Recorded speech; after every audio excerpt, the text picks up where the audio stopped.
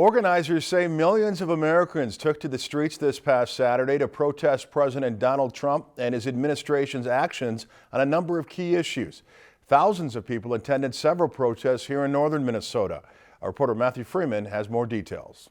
According to the Associated Press, over 1,200 hands-off demonstrations took place in all 50 states on Saturday, including multiple protests throughout the state of Minnesota. Today we have more people showing up than we ever had in 6 years. I was here in 2016 when we were protesting. This is probably the biggest crowd I've seen yet, and I expect that the crowds will continue to grow. Reportedly, over 700 protesters picketed along the Central School in Grand Rapids. Another 1,000 took to the streets of Brainerd for their protest, and over 1,200 voiced their concerns in front of Paul and Babe in Bemidji. It's our turn as citizens to take to the streets and really, show like we're not okay with what's happening. It means people are pissed.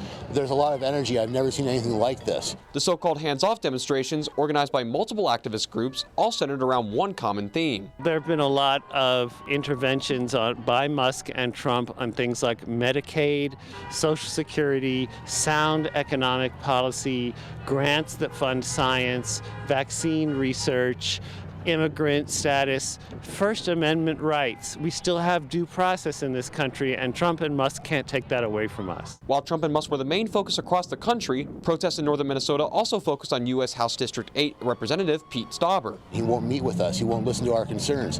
And so this is what we have to do in order to be heard. He isn't showing up for town halls. He'll have selective town halls with pre-selected questions. He refuses to show up. And last time a group of his constituents showed up in Duluth, he called them all paid actors.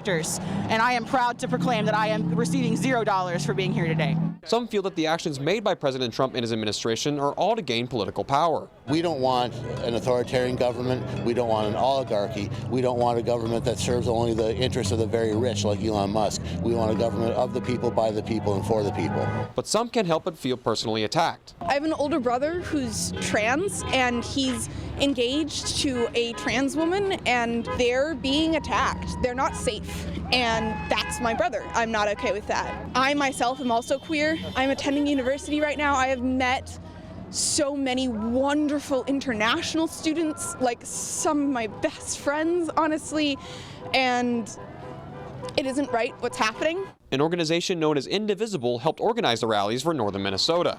I'm Matthew Freeman reporting, Lakeland News.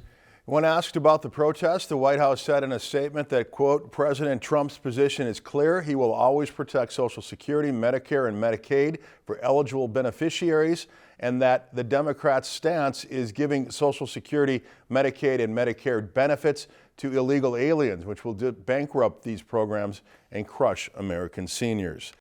Lakeland News is a nonprofit news organization. Donate to Lakeland PBS today to support your local news team.